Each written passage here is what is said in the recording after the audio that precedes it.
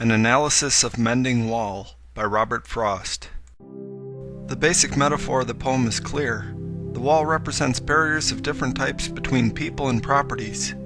On the surface, one could take the poem as a statement against barriers and view the narrator as Frost himself. However, careful reading, as well as a knowledge of Frost's philosophy, make it clear that this is not the case. The poem begins with one of its signature lines, "Something there is that doesn't love a wall," and the next three lines describe one manner in which walls come down. This is a slow, natural process which should be thought of as love, since it makes gaps two can pass abreast, symbolizing companionship. The next few lines describe another way in which walls come down, the work of hunters. This could be thought of as invasion or conquest. It is quick, forceful, and symbolic of hate. The bulk of the poem is a contrast of two character types. The narrator is the primary focus of the poem, and his neighbor serves as a foil to further enhance his character type. The narrator is evasive, deceitful, verbose, and negative. His neighbor is plain-spoken, succinct, and positive. The only statement we hear from the neighbor is "good fences make good neighbors," which contrasts sharply with the narrator's line, "something there is that doesn't love a wall." The neighbor's statement is straightforward in meaning and intent. By contrast, the narrator's line contains the evasive and nonspecific something which doesn't love. The narrator's actions are deceptive as well. He initially contacts his neighbor to help repair the wall, but his real intent is to convince his neighbor to take it down. Over the course of the poem, we see the narrator's disingenuousness in his arguments.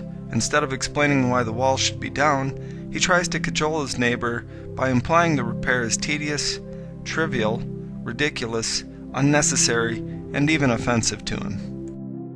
Moreover, the narrator's language is intentionally evasive.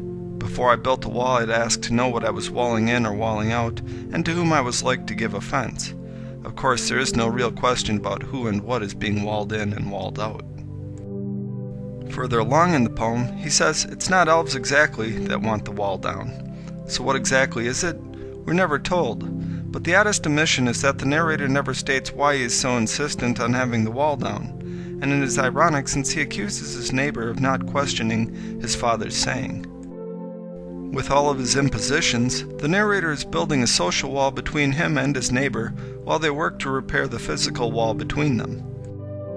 Frost illustrates this in the language. The line, "There where it is we do not need the wall," stands in the middle of the poem, and it serves as a dividing line between where the narrator stops using the plural words we, us, and our, and starts using the words he, I, his, me, and my. The line directly after the middle establishes this boundary. He is all pine, and I am apple orchard. The line is perfectly balanced with the neighbor and his property on one side, and the narrator and his property on the other. The narrator's language becomes negative in the second half of the poem as well. Except for the initial descriptions, the first use of a negative word occurs in the middle line, "There where it is we do not need the wall." Thereafter, the narrator makes frequent use of not, no, and never. Also, we see the use of the word boulders exclusively in the first half of the poem when the narrator first talks about his neighbor. In the second half, he strictly uses the word stones. The word stone is used to symbolize the barrier, probably because it contains the word one and sounds like own.